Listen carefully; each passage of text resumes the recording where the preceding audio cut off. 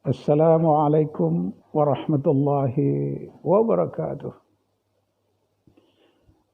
Alhamdulillah nahmaduhu wa nasta'inuhu wa nastaghfiruh wa na'udzu billahi min sururi anfusina wa min sayyiati a'malina may yahdihillahu fala mudhillalah wa may yudlil fala hadiyalah. Asyhadu an la ilaha illallah wahdahu la syarikalah wa asyhadu anna Muhammadan abduhu wa rasuluh. Allahumma salli wa sallim ala Muhammadin wa ala alihi wa sahbihi ajma'in, amma ba'du. Pertama-tama kita panjatkan puji dan syukur kehadirat Allah Subhanahu wa taala atas segala nikmat yang dilimpahkan oleh Allah Subhanahu wa taala. Selawat dan salam semoga senantiasa tercurah bagi junjungan kita Nabi besar Muhammad sallallahu alaihi wasallam, bagi keluarganya, para sahabat, kaum muslimin wal muslimah, umat Muhammad sallallahu alaihi wasallam yang terpilih dan terhormat. Saudara, judul kajian kita Perangi Judi, Arak, Narkotika dan Zina. A'udzubillahi minasyaitonirrajim. Bismillahirrahmanirrahim. Wattaqu yawma la tajzi nafsun an nafsin syai'un wa la yuqbalu minha syafa'atun wa la yuminha adalluhum yunsarun. Surat Al-Baqarah surat 2 ayat 48. Artinya, dan jagalah dirimu dari azab hari kiamat, yang pada hari itu seorang tidak dapat membela orang lain, walau sedikit pun. Dan begitu pula tidak diterima syafaat dan tebusan daripadanya. Dan tidaklah mereka akan ditolong. Surat Al-Baqarah ayat 48. Saudara, kaum muslimin wal muslimat, umat Muhammad sallallahu alaihi wasallam yang terpilih dan terhormat. Islam menuntut penganutnya agar menjaga diri dan memperkokoh iman. Pelaksanaan perintahnya dan menjauhi semua larangannya, sebagaimana yang dicontohkan Rasulullah sallallahu alaihi wasallam, masih segar dalam ingatan kita ketika di kampung halaman dahulu. Kampung saya Ranah Minang, Sumatera Barat. Berapa puluh tahun yang lalu, bila ada pasangan yang berzina, maka masyarakat akan memberikan hukuman yang sangat berat dengan mengaraknya keliling negari. Sehingga yang malu bukan hanya mereka berdua, tetapi juga keluarga besarnya menanggung malu. Bukan hanya keluarga besarnya, tapi orang sekampung itu merasa malu. Sebab perzinaan itu akan diketahui oleh masyarakat di seluruh kabupaten itu. Bila berjumpa dengan orang-orang desa lain, mereka akan bertanya, di kampung bapak, di kampung ibu ada perzinaan ya? Nah, karena itu orang-orang dahulu di Minangkabau sangat sensitif terhadap kata-kata zina. Sebab itu jangankan akan bergandengan tangan, jalan berdua, berlainan jenis, yang bukan muhrimnya tidak akan ditemukan ya di negeri yang disebut dengan Minangkabau itu. Demikian pula halnya dengan minuman keras dan judi. Saudara, hari ini yang kita sebut dengan zaman reformasi, zaman modern, nilai-nilai seperti itu hanya tinggal kenangan. Ibarat pepatah Minang, bakari siketi mono, patahalah basimpai balun. Rata sebuah jadi tua. Jika dibuka pusaka lamo, dibangkit tarikh nan terendam, lah banyak ragi nan berubah. Artinya, saudara, berkeris sikati mudah, patah sudah belum disambung, retak sebuah jadi tua. Kalau dibuka pusaka lama, dibandingkan adat dahulu dan sekarang, banyak nilai yang telah berubah. Sungguhnya perubahan nilai-nilai dalam masyarakat amat kita rasakan dalam kehidupan ini. Oleh sebab itu, maka kajian kita berjudul Judi, Arak, Sabu, dan Zina. Saudara, pada satu sisi sebagai Muslim, kita harus menjauhi diri dari perbuatan zalim dan merugi. Sedangkan pada sisi lain, kita sebagai Muslim tidak boleh tinggal diam berpangku tangan bila menyaksikan bentuk-bentuk kemaksiatan seperti perzinaan, minuman keras, dan perjudian. Berbagai penyakit sosial telah tumbuh akibat perjudian dan minuman keras. Sebagaimana yang kita saksikan, ekonomi rakyat kecil telah dicabik-cabik oleh judi togel atau yang sejenisnya, seperti para petani, kuli bangunan, tukang ojek, tukang becak, para sopir dan kenaiknya. Mereka adalah orang-orang yang sangat menderita. Para sopir dan kenaik tidak jarang diperas oleh calo yang meminta bagian dari penghasilannya. Mereka bekerja keras dari pagi sampai malam. Kadang-kala menjadi sasaran tembak Pak Polisi juga kadang-kadang. Tapi mudah-mudahan sekarang tidak lagi. Ya, karena dia suka berhenti seenaknya untuk mengejar setoran. Mereka pulang penuh dengan debu dan belum tentu membawa uang. Kalaupun dapat hanyalah sisa setelah dipotong oleh majikan untuk perbaikan mobil. Sementara nasib tukang ojek, kuli bangunan, tukang becak tidak jauh berbeda. Mereka mengumpulkan uang sedikit demi sedikit. Setelah seminggu terkumpul, uang itu digunakan untuk berjudi atau pasang togel atau minuman-minuman keras. Firman Allah Subhanahu wa taala, mereka bertanya kepadamu tentang khamar dan judi. Katakanlah, pada keduanya itu terdapat dosa besar dan beberapa manfaat bagi manusia. Tapi dosa keduanya lebih besar daripada manfaatnya. Surat Al-Baqarah ayat 219. Saudara yang berbahagia, mungkin kita punya keinginan yang keras untuk menghapus judi dan minuman keras tersebut. Tapi tidak selalu yang kita inginkan itu terjadi. Karena kita berhadapan dengan sindikat yang besar. Ya, karena itu saya menghimbau, mari kita bersama jajaran kepolisian yang telah menampakkan kesungguhannya untuk memerangi perjudian, untuk memerangi minum-minuman keras, perzinaan di negeri ini. Pada sisi lain kita sangat prihatin dengan gaya hidup kaum remaja kita hari ini. Pamer aurat dianggap sebagai seni. Prinsip mereka, tubuh wanita itu adalah sebuah keindahan. Kenapa harus ditutup-tutupi? Akibat budaya pemujaan tubuh melahirkan budaya pamer-pamer aurat. Ya, di jalan-jalan remaja kita tidak merasa risih lagi memamerkan aurat mereka. Bahkan mereka berjajar di lobi-lobi mall, ya, memamerkan pusar dan CD celana dalam mereka. Bahkan untuk menarik perhatian kaum laki-laki di tempat-tempat rawan dikasih anting atau tato. Yang lebih mengkhawatirkan dari semua itu, gaya hidup free sex merupakan lambang kemajuan pergaulan mereka. Mereka baru disebut ABG gaul kalau berani ganti-ganti pasangan. Na'udzubillahi min dzalik. Mereka itu diancam dengan siksa yang pedih. Siapapun wanita yang melepas pakaian, menampakkan auratnya, bukan di rumahnya sendiri, maka Allah akan merobek tirai kehormatannya. Tidak ada penyelamatan baginya. Hadis riwayat Imam Ahmad, Tabrani, dan Al-Hakim.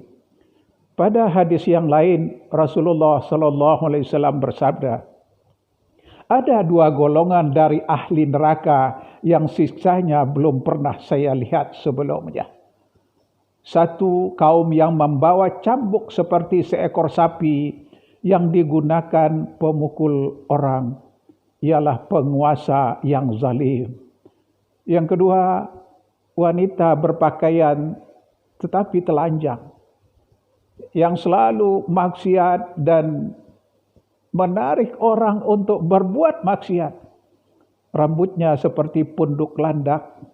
Ya, mereka tidak akan masuk surga, bahkan tidak akan mencium wanginya surga. Saudara, padahal bau surga itu tercium sejauh perjalanan yang amat panjang. Hadis riwayat Muslim. Saudara, karena itu Islam mewajibkan memakai jilbab bagi wanita. Tidak lain adalah untuk menyelamatkan wanita itu sendiri dari pemerkosaan, godaan, perzinaan, dan sebagainya. Penggunaan alat kontrasepsi yang semula untuk mengatur kelahiran dalam sebuah rumah tangga kini telah menjadi disalahgunakan. Pil KB kini disalahgunakan oleh mereka yang telah menjerumuskan kepada seks bebas atau free sex. Alasan mereka sangat jelas, tidak mau hamil. Sementara zina sudah merupakan kebiasaan yang sulit dihindari. Akibatnya, kian suburlah praktik kumpul kebo. Kalau dahulu mereka takut hamil, tapi kini rasa takut itu telah teratasi oleh pil KB yang sangat mudah didapat di apotek-apotek. Ya, sementara bagi kaum pria yang menyenangi seks bebas, mereka memilih menggunakan kondom yang juga dengan mudah didapat di apotek-apotek atau di toko-toko dengan harga yang relatif murah. Bahkan bagi laki-laki dapat menggunakan azal, mengeluarkan maninya di luar. Yang semula dilakukan oleh pasangan suami istri, penggunaan alat-alat kontrasepsi ini amat semarak seiring dengan gencarnya iklan-iklan pembesar alat kelamin. Ya, telepon masuk, obat kuat pria perkasa, dan sebagainya. Padahal zina itu amat dikecam dalam Islam. Sebagaimana firman Allah, "Wala taqrabu zina innahu kana fahisatan wa sa'a sabila." Dan janganlah kamu mendekati zina, sesungguhnya zina itu adalah satu perbuatan yang keji dan suatu jalan yang buruk. Surat Al-Isra, surat 17 ayat 32.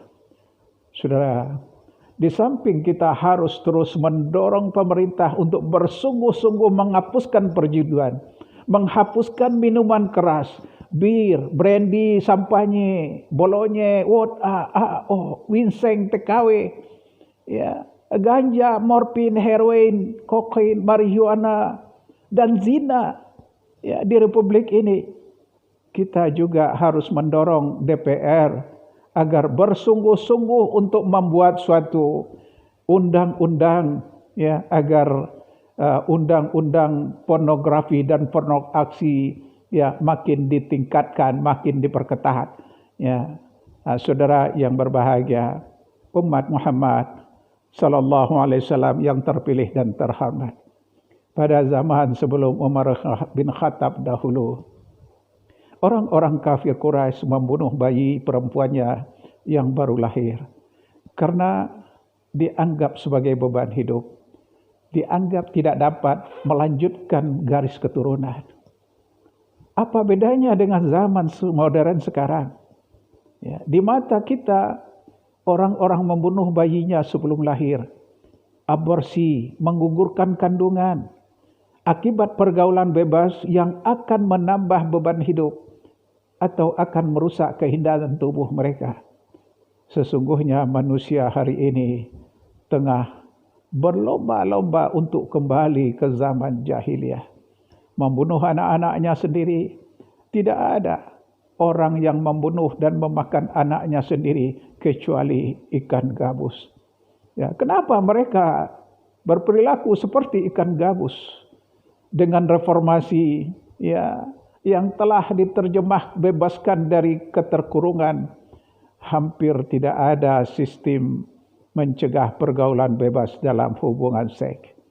Sekarang ini saudara, bahkan istilah zina telah diganti dengan PSK, pekerja seks komersial. Malah disediakan sarananya, fasilitasnya, hotelnya, dan diskotik, sehingga dengan mudah siapa saja bisa terjerumus. Saudara, akibat pergaulan bebas itu muncullah anak-anak manusia dalam kandungan ibunya. Siapa ayahnya? Tidak jelas. Nah, untuk menutupi akses akibat perbuatan haram di luar nikah itu, banyak oknum-oknum dokter dan rumah sakit mendapatkan keuntungan secara materi. Bahkan ada yang membuka klinik untuk pengguguran kandungan atau aborsi. Ya, apakah kita diamkan jahiliyah zaman modern ini?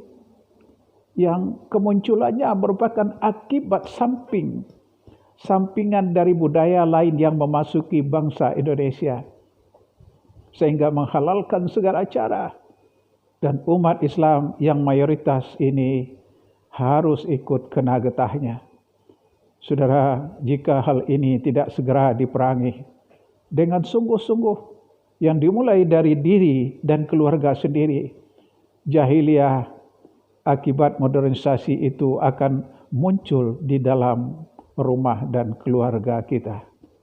Saudara, Anda berkata, perkuat saja iman. Kalau iman kuat, tentu tidak akan terpengaruh oleh zina.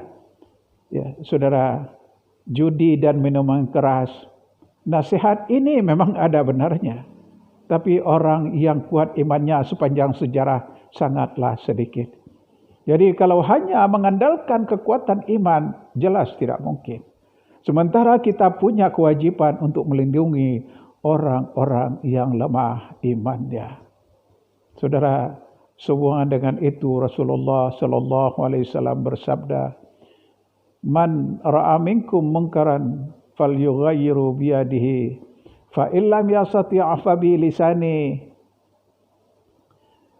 fa illam yastati' fa bi qalbi, wa dzalika adhaful iman." Barang siapa yang melihat kemungkaran, maka hendaklah ia mengubah dengan tangannya atau dengan kekuasaannya. Ya, kalau tidak mampu dengan lidahnya, kalau tidak mampu, bencilah dengan hatinya. Itulah selemah-lemah iman. Hadis riwayat Muslim, Kitab Ensiklopedia Hadis dan Indeks Al-Quran, Jilid 1, hadis nomor 520. Saudara yang berbahagia, kaum muslimin wal muslimat, umat Muhammad yang terpilih dan terhormat. Perubahan yang kita perlukan sekarang ini adalah perbaikan akhlak manusia. Seperti banyak diteruskan oleh filosof muslim Muhammad Rasulullah sallallahu alaihi wasallam dalam sejarah perjuangannya juga melakukan pembaharuan dari kehidupan yang jahiliyah ke dalam kehidupan yang islami. Tapi yang terjadi dengan negeri kita kebalikannya, justru membawa kita ke arah cara-cara kehidupan jahiliyah. Kekejaman, kezaliman, kekerasan, dan pembunuhan bayi-bayi. Menurut seorang filosof Prancis, Auguste Comte, betapa materialisme dan kebebasan pribadi pernah menjadi semena-mena di masa lalu. Untuk itu dibutuhkan perubahan akhlak manusia. Ya, politik dan ekonomi harus tunduk kepada nilai-nilai moral, nilai-nilai akhlak. Perbaikan hukum dan ekonomi pun banyak bergantung kepada perbaikan akhlak manusia. Oleh sebab itu, akhlak manusia adalah perubahan. Ya, akhlak manusia dalam perubahan ini harus terlebih dahulu diperbaiki. Rasulullah sallallahu alaihi wasallam jauh sebelum telah memproklamasikan misi beliau sebagai rasul, melakukan perubahan sosial. Innama bu'istu liutammim makarimal akhlak. Aku diutus adalah untuk menyempurnakan akhlak. Dan itulah yang dikenal kemudian sebagai semangat reformasi Islam. Ketika Muhammad sallallahu alaihi wasallam membawa masyarakatnya dari kegelapan ke dalam alam yang terang, seorang yang tidak berakhlak baik, bagaimana bisa membawa masyarakat memiliki akhlak yang luhur? Tidak bisa dinafikan, hidup di atas dunia merupakan pertarungan antara kebaikan dan keburukan. Apakah kita akan diam melihat berbagai keburukan sekarang ini? Ya, disinilah peranan kita dituntut untuk menghapuskan segala kemungkaran dengan segala kesabaran, sebagaimana kata orang bijak. Kemungkaran itu tidak dapat diperangi tanpa didukung oleh kesabaran. Agar jiwa tidak lemah, agar hati tidak patah, dan tidak mudah jatuh ke dalam pelanggaran. Sebaik-baik perjuangan itu adalah perjuangan yang didukung oleh kesabaran. Dan sebaik-baik kesabaran itu tidak diiringi dengan keluh kesah dan berburuk sangka. Mari kita sama-sama berdoa. Semoga Allah memberikan kemampuan, kekuatan, dan keberanian untuk menegakkan kebenaran dan menghancurkan segala kezaliman. Amin. Billahi taufiq wal hidayah. Assalamualaikum warahmatullahi wabarakatuh.